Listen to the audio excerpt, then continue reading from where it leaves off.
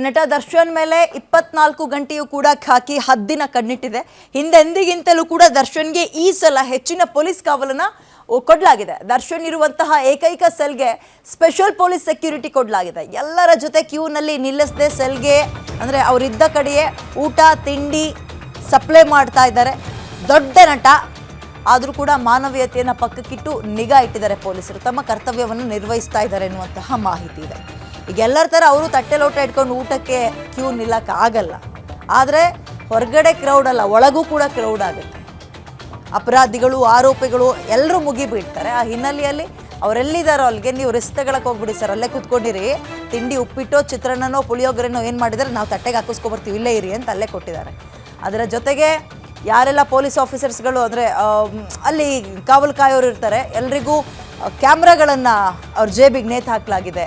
ಅಂದರೆ ಎಲ್ಲೂ ಕೂಡ ಈ 5 ಸ್ಟಾರ್ ಫೆಸಿಲಿಟಿ ಪಂಚತಾರ ವ್ಯವಸ್ಥೆಗಳನ್ನು ಕೊಡ್ಕೂಡ್ದು ಅಂತ ಸುಪ್ರೀಂ ಕೋರ್ಟ್ ಆಜ್ಞೆ ಮಾಡಿದೆಯಲ್ಲ, ಅದನ್ನು ನಾವು ಪಾಲಿಸ್ತಾ ಇದ್ದೀವಿ ಚಾಚು ತಪ್ಪದೆ ಅನ್ನೋದಕ್ಕೋಸ್ಕರ ಹೆಚ್ಚಿನ ಪೊಲೀಸ್ ಕಾವಲನ್ನು ಹಾಕಲಾಗಿದೆ. ಇದ್ರ ಬದಲು ಅಲ್ಲಿಗೊಂದು CCTV ಹಾಕ್ಬಿಟ್ರೆ ಮುಗಿತಪ್ಪ.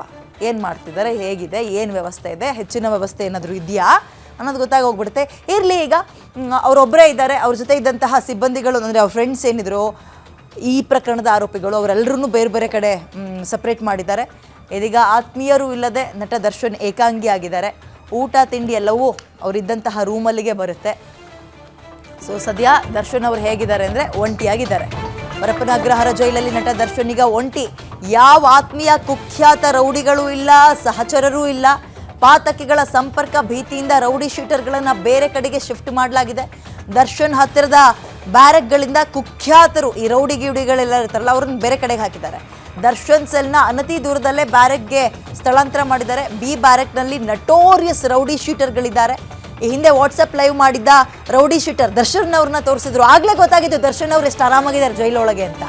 ದರ್ಶನ್ ತೋರಿಸಿ ವಿಡಿಯೋ ಕಾಲ್ ಮಾಡಿದ್ದ ಬೇಕರಿ ರಘು, ವಿಲ್ಸನ್ ಗಾರ್ಡನ್ ನಾಗ, ಬೇಕರಿ ರಘು, ಡಬಲ್ ಮೀಟರ್ ಮೋಹನ, ಅಂದರೆ ಇವ್ರುಗಳ ಅಡ್ಡ ಹೆಸರದೆಲ್ಲ. ಅವರೆಲ್ಲರೂ ಸೇರಿದಂತೆ ಕೆಲ ಕುಖ್ಯಾತರು ಸದ್ಯ ಪರಪ್ಪರ ಅಗ್ರಹಾರ ಜೈಲಲ್ಲೇ ಇದ್ದಾರೆ. ಆದರೂ ಕುಳ್ಳ ರಿಜ್ವಾನ್ ಸೇರಿ ಹಲವು ರೌಡಿಗಳನ್ನು ಸದ್ಯ ಜೈಲಧಿಕಾರಿಗಳು ಬೇರೆ ಕಡೆಗೆ ಶಿಫ್ಟ್ ಮಾಡಿದ್ದಾರೆ.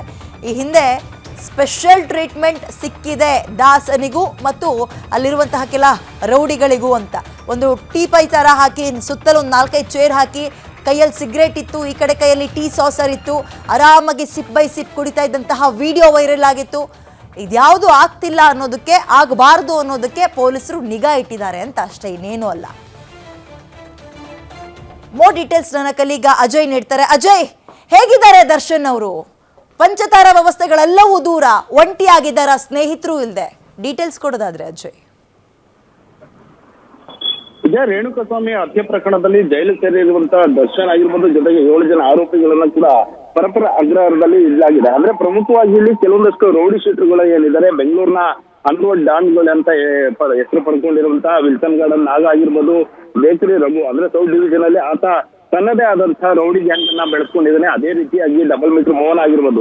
ಯಾವಾಗ ಈ ಒಂದು ರೇಣುಕಾಸ್ವಾಮಿ ಕೊಲೆ ಮಾಡಿದಂತ ಸಂದರ್ಭದಲ್ಲಿ ದರ್ಶನ್ ಜೈಲಿಗೆ ಹೋದಂತ ಸಂದರ್ಭದಲ್ಲಿ ಬೇಕರಿ ರಘು ಹಾಗೂ ವಿಲ್ಸನ್ ಗಾರ್ಡನ್ ನಾಗ ಏನಿದ್ದಾರೆ, ಇಬ್ರು ಕೂಡ ನಾನು ರಾಜ್ಯಾತೀತ ಕೊಡ್ತೀನಿ ಅಂತ ಹೇಳಿ ಮುಂದೆ ಬಂದಿರು. ಆ ಒಂದು ಸಂದರ್ಭದಲ್ಲಿ ಕ್ರಿಕೆಟ್ ಆಡುವಂತ ಸಂದರ್ಭದಲ್ಲಿ ಅದೇ ಜೈಲಿನಲ್ಲಿ ಇದ್ದಂತ ಸಂದರ್ಭದಲ್ಲಿ ದರ್ಶನ್ ಹಾಗೂ ವಿಲ್ಸನ್ ಗಾರ್ಡನ್ ನಾಗ ಆಗಿರ್ಬೋದು, ಜೊತೆಗೆ ದರ್ಶನ್ ಮ್ಯಾನೇಜರ್ ಆಗಿರುವಂತಹ ನಾಗರಾಜ್ ಏನಿದ್ದಾನೆ, ಅವ್ರು ಎಲ್ಲರೂ ಕೂಡ ಟೀಯನ್ನ ಕುಡ್ಕೊಂಡು ಸಿಗರೇಟ್ ಅನ್ನ ಸೇರ್ಕೊಂಡು ಇರುವಂತ ಫೋಟೋ ವೈರಲ್ ಆಗಿತ್ತು. ಯಾವಾಗ ಈ ಒಂದು ಫೋಟೋ ವೈರಲ್ ಆಗುತ್ತೋ ಸಾಕಷ್ಟು ಸುದ್ದಿ ಆಗುತ್ತೆ ಆ ಒಂದು ಸಂದರ್ಭದಲ್ಲಿ. ಹೀಗಾಗಿ ಯಾವಾಗ ಈ ಒಂದು ಪ್ರಕರಣವನ್ನ ರಾಜ್ಯ ಹೈಕೋರ್ಟ್ ಕೊಟ್ಟಂತ ಬೇಲನ್ನ ಅರ್ಜಿಯನ್ನ ಸುಪ್ರೀಂ ಕೋರ್ಟ್ ವಜಾ ಮಾಡಿತು, ಈಗ ಮತ್ತೆ ಅದೇ ಜೈಲಿನಲ್ಲಿ ಇರುವಂತದ್ದು. ಹೀಗಾಗಿ ಎಲ್ಲೋ ಒಂದು ಕಡೆ ಈ ಎಲ್ಲಾ ರೌಡಿ ಶೀಟರ್ಗಳು ಮತ್ತೆ ದರ್ಶನ್ಗೆ ಸಂಪರ್ಕಕ್ಕೆ ಬರಬಹುದು ಅನ್ನೋ ಒಂದು ಹಿನ್ನೆಲೆಯಲ್ಲಿ ಜೈಲಿನ ಅಧಿಕಾರಿಗಳು ಕೂಡ ಎಲ್ಲಾ ರೌಡಿ ಶೀಟರ್ಗಳು ಅಂದ್ರೆ ರಿಜ್ವಾನ್ ಆಗಿರ್ಬೋದು, ಕುಳ್ಳ ರಿಜ್ವಾನ್ ಆಗಿರ್ಬೋದು, ವಿಲ್ಸನ್ ಗಾರ್ಡನ್ ನಾಗ ಆಗಿರ್ಬೋದು, ಬೇಕರಿ ರಘು ಸೇರಿದಂತೆ ಡಬಲ್ ಮೀಟರ್ ಮೋಹನ ಏನಿದ್ದಾನೆ, ಈ ಎಲ್ಲಾ ರೌಡಿ ಶೀಟರ್ಗಳನ್ನ ಬೇರೆ ಬೇರೆ ಜಿಲ್ಲಾ ಕಾರಾಗೃಹಕ್ಕೆ ಶಿಫ್ಟ್ ಅನ್ನ ಈಗಾಗಲೇ ಮಾಡಲಾಗಿದೆ.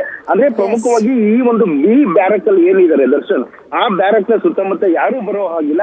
ಯಾಕಂದ್ರೆ ಬ್ಯಾರಿಕೇಡ್ ಅನ್ನ ಅಡ್ಡ ಹಾಕಿ ಆ ದರ್ಶನ್ ಎಲ್ಲೂ ಈಚೆ ಕೂಡ ಓಡಾಡುವಂತ ಸ್ಥಿತಿಯನ್ನು ಕೂಡ ಅವ್ರಿಗೆ ಮಾಡ್ಕೊಟ್ಟಿಲ್ಲ. ಅಂದ್ರೆ ಜೈಲಿನ ಒಂದು ಸೆಲ್ನಲ್ಲೇ ಇರಬೇಕು, ಜೊತೆಗೆ ಊಟ ತಿಂಡಿ ವ್ಯವಸ್ಥೆಯನ್ನ ಸರದಿ ಸಾಲಲ್ಲಿ ನಿಂತ್ಕೊಂಡು ಕೊಡುವಂತ ಪರಿಸ್ಥಿತಿ ಯಾವುದು ಕೂಡ ಕೊಟ್ಟಿಲ್ಲ.